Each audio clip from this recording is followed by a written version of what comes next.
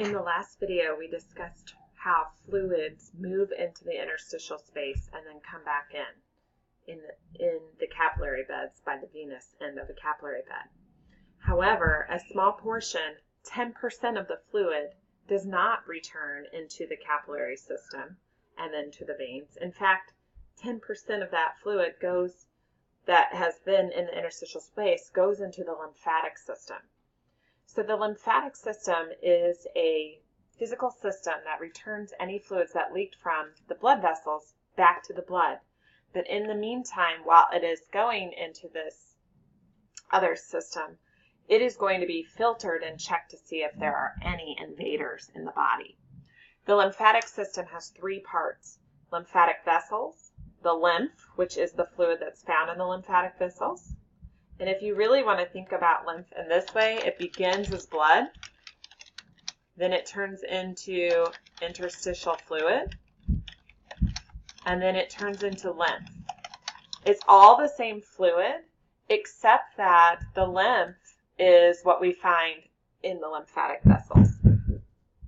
Okay, so it's all the same stuff, it's just called something different once it gets into a lymphatic vessel.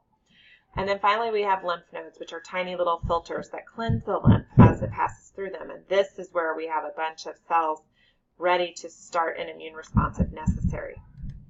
So like I said, about 10% of the fluid that doesn't return to the capillaries at the venous end is going to turn into lymph.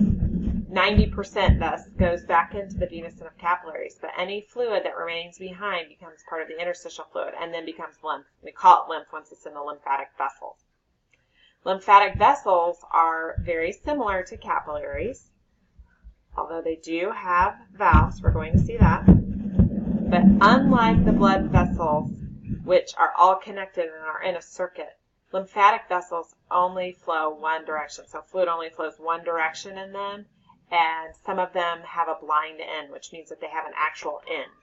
There's really no end if you think about the circulatory system, right? It's just a complete circuit, but this is not how lymphatic vessels are. So the job of lymphatic vessels is to return any extra tissue fluid back to the bloodstream, any leaked proteins that might have gone into the interstitial space back to the blood. And additionally, interestingly, the lymphatic vessels carry fat that we absorb in our small intestine to the blood. We'll learn more about this in the digestive system chapter. If we look here, here's the heart, here's the arterial system in red, here's a capillary, here's a venous system, okay, a continuous circuit. Here's the lymphatic system, where you see their vessels are really kind of interspersed here in the blood vessels, in the blood capillaries, but fluid called lymph is only going to flow in one direction, and that's towards the heart only, never away from the heart, always towards the heart. If we get a zoomed in view of the blood capillaries, which is in red, purple, and blue here, so arteriolar end, venous end, fluid's going to go out here, and it's going to be picked up by these lymphatic capillaries that you see, all kind of surrounding the blood capillaries. If we look closely, notice this lymphatic capillary has an end to it. Scientists call this a blind end. Okay, as you see here, kind of zoomed in. And if we look closely at this lymphatic capillary, you see that there are a lot of these little kind of purple things sticking out. This holds, these purple filaments hold the lymphatic capillary to the connective tissue nearby. And we see valves here. We call these mini valves. They open and close due to pressure differences, just like we've seen before. There are internal valves in a lot of lymphatic vessels as well, but this is a valve on the side to open up to allow fluid to come in and then close it shut behind. We're going to see that lymphatic capillaries are very, very low pressure vessels. So fluid wants to come into the lymphatic capillary. Additionally, these mini valves can open pretty big.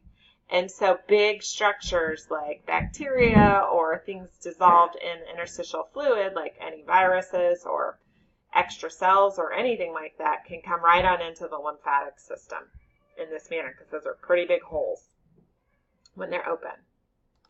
So again, they're blind-ended vessels. They're highly permeable. That means fluid and other things can come into them. That's because of these mini valves. They have two unique structural modifications that make them so permeable. Okay, mini valves, which are essentially these junctions between cells that have flaps, and then also these collagen fibers or filaments that connect the lymphatic capillary to nearby structures to hold them open when any fluid volume increases in the interstitial fluid, which is great. It allows for a lot of materials to come in. The whole point of the lymphatic system is to capture anything that's in the interstitial space. So this is why we need them to be so permeable. We start then moving fluid. Like I said, the lymph goes always towards the heart, one direction towards the heart. And here are some bigger lymphatic vessels. They're really similar to veins. You see these bulge structures. Those are lymph nodes along the way. But these big lymphatic vessels, they have valves inside them to ensure one-way flow towards the heart. As fluid comes up, you see here's our rib cage. Of course, here's the esophagus and the trachea. You see here's the internal jugulars. Here's the right subclavian vein. Here's the left subclavian vein. Okay. What we see, excuse me, is there's a lot of lymphatic vessels, and pretty big lymphatic vessels kind of in this region, pretty close to the top of the heart here, the base of the heart. And what we're going to see is that all vessels, all lymphatic vessels kind of come up towards this area because there are two big ducts, which are huge vessels, lymphatic vessels, that all other vessels will eventually empty into. So let's say that there's lymph forming here in the hand and it's going to move towards the heart. Lymph in the right hand is going to eventually go and be drained by the right lymphatic duct. This is one of the ducts. There are two ducts. The area in light green here is the whole region that is drained by the right lymphatic duct. Everything else in this purplish brown color, whatever that color is drained by the thoracic duct, which is this big duct right kind of following the thoracic and abdominal, first abdominal, then thoracic aorta coming up here. The right lymphatic duct empties into the right subclavian vein. You see here on this side. The thoracic duct empties into the left subclavian vein. So these large lymphatic ducts carry lymph up towards the heart and dump into their respective subclavian vein to return the lymph back to the blood system close to the heart. Now, how does lymph move? It's a lot like how we move blood in the veins. Lymph transport is done by very similar mechanisms. Skeletal muscle pump, pressure changes in thorax during breathing, and valves and vessels to prevent backflow. So a question to kind of think about, because of this is how movement is how we get fluid in the lymph system to move. If you have an infected body part, say tissue in your hand is infected, why would you want to potentially immobilize that? This movement, skeletal muscle pump and thoracic breathing, pressure changes, would then draw that lymph closer to your heart. And once that fluid that potentially contains whatever's infecting you will then start spreading throughout the body in the blood vessel circuit. In the lymphatic system, we have several lymphoid cells and tissues. These are found in lymphoid organs. The lymphoid cells are immune system cells. Even looking closer, we have lymphocytes, B cells, and T cells.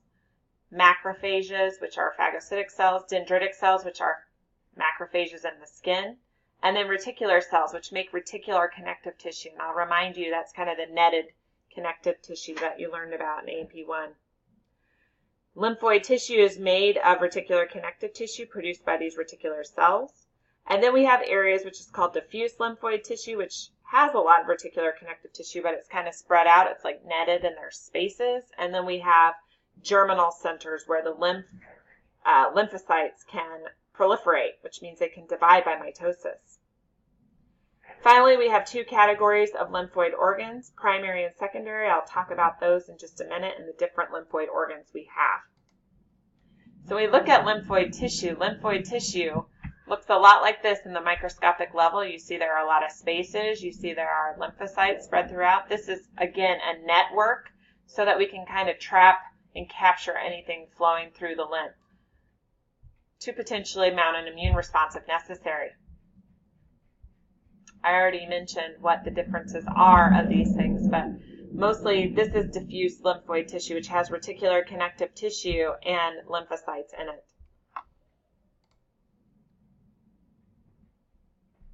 When we look at lymphoid organs, we can classify them as either being primary or secondary lymphoid organs. Let's take a look at some of these lymphoid organs. The primary lymphoid organs are the thymus and red bone marrow. Secondary lymphoid organs include lymph nodes, tonsils, spleen, Peyer's patches, which are in the small intestine, and the appendix, which hangs off the large intestine right here. So primary lymphoid organs are where we say B and T cells mature.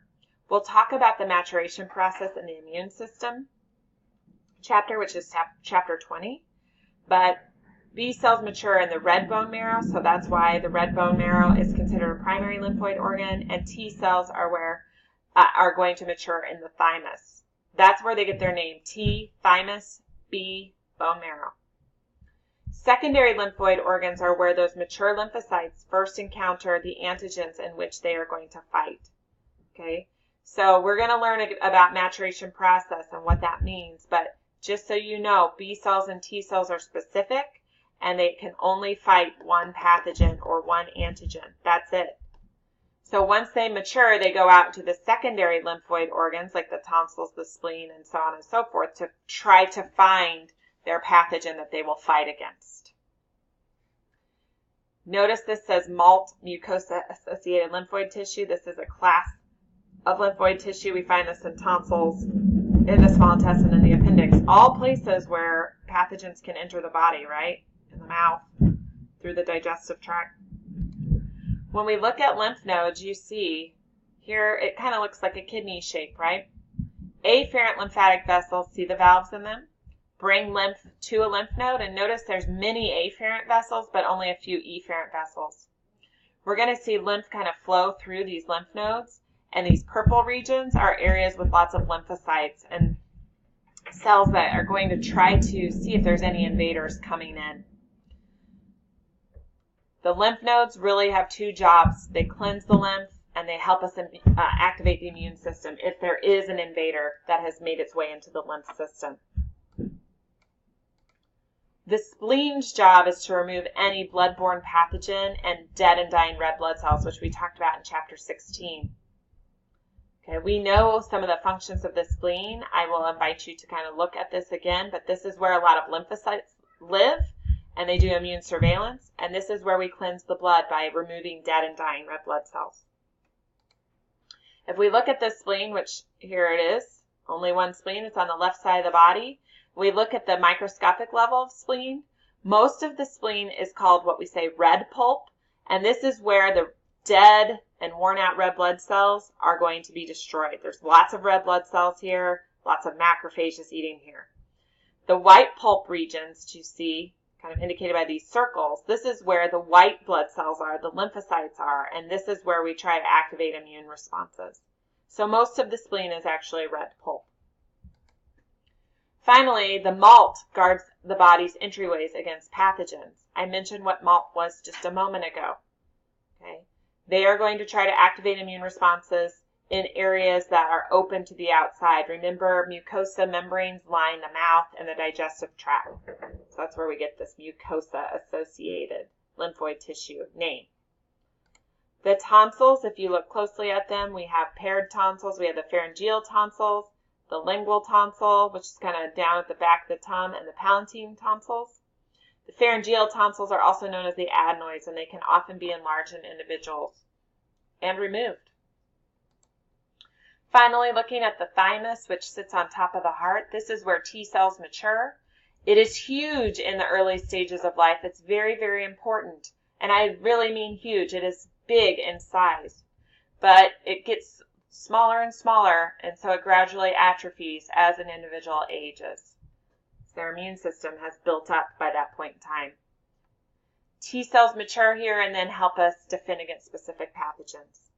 A lot of this information will be covered in chapter 20 as well, But you do need to know everything in both of these videos, and I will be happy to answer questions in class.